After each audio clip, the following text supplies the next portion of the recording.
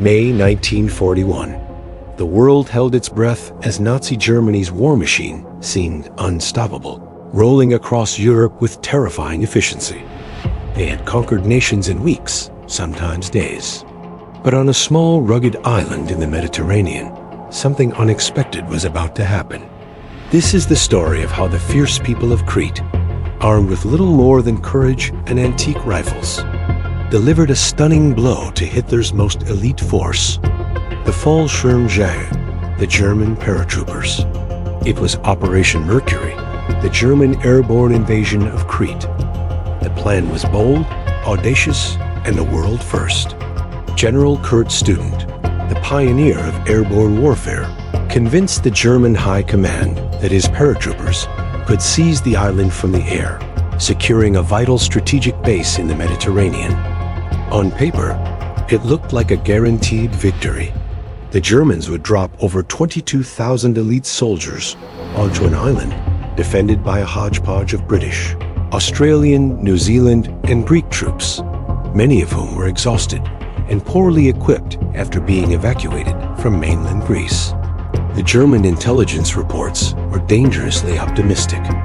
They underestimated the number of Allied soldiers, and crucially, they completely overlooked the most formidable defenders of all, the Cretan people.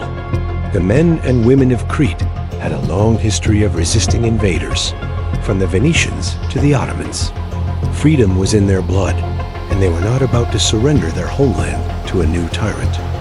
On the morning of May 20th, the skies over Crete darkened with the drone of hundreds of German transport planes. The invasion had begun. Swarms of paratroopers descended under a silk canopy, expecting to face a demoralized and disorganized enemy. Instead, they dropped directly into a hornet's nest. Allied soldiers, dug in and waiting, opened up with everything they had. But it wasn't just the soldiers.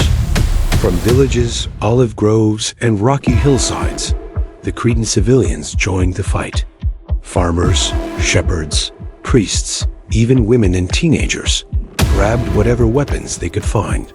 Ancient rifles from past wars, kitchen knives, shepherd's crooks, and farm tools became instruments of defiance. They knew the terrain like the back of their hands, using their local knowledge to ambush and harass the German invaders at every turn. One of the key targets for the Germans was Malin Airfield. This was the prize. If they could capture it, they could land transport planes with heavy reinforcements and supplies. The battle for Malin became the focal point of the entire invasion.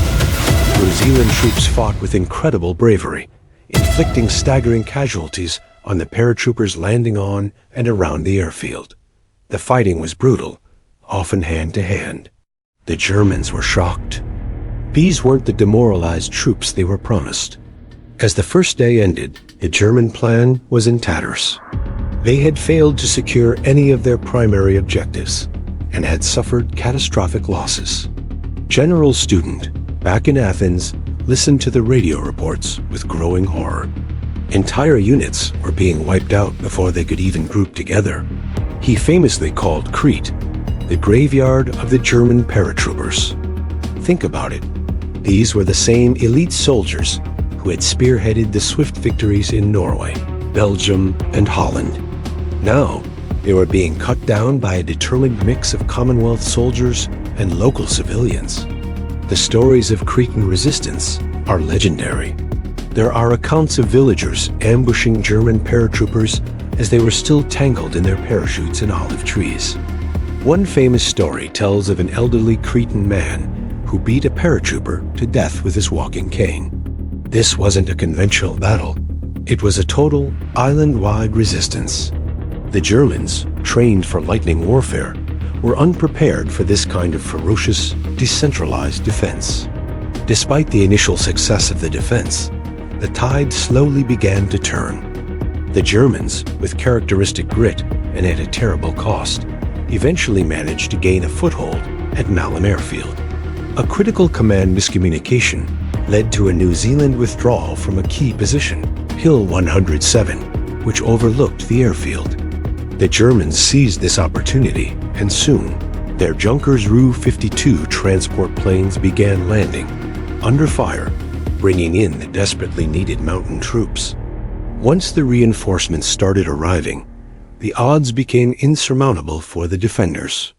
Outgunned, and with no hope of receiving their own reinforcements, the Allied forces were ordered to evacuate.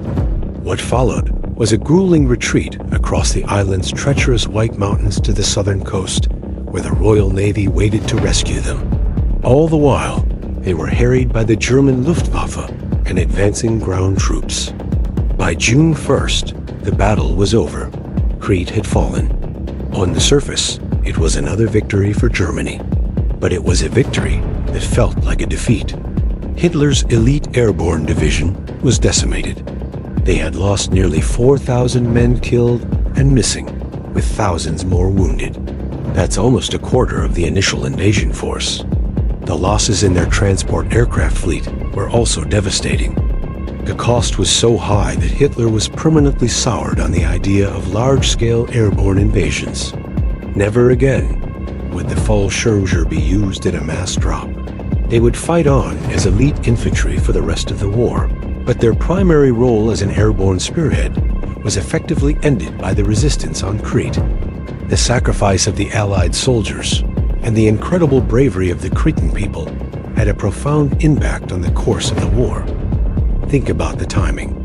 This was just a month before Hitler launched Operation Barbarossa, the invasion of the Soviet Union. The elite troops, and perhaps more importantly, the transport aircraft destroyed or damaged at Crete were desperately needed on the Eastern Front.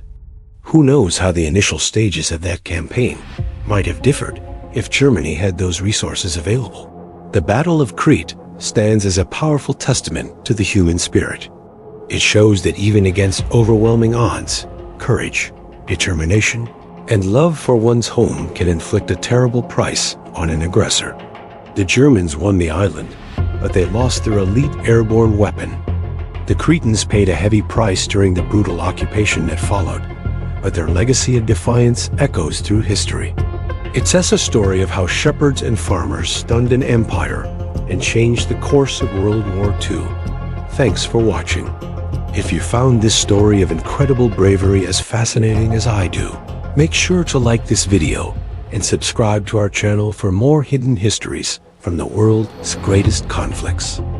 Let us know in the comments what other battles you'd like to see us cover. See you next time.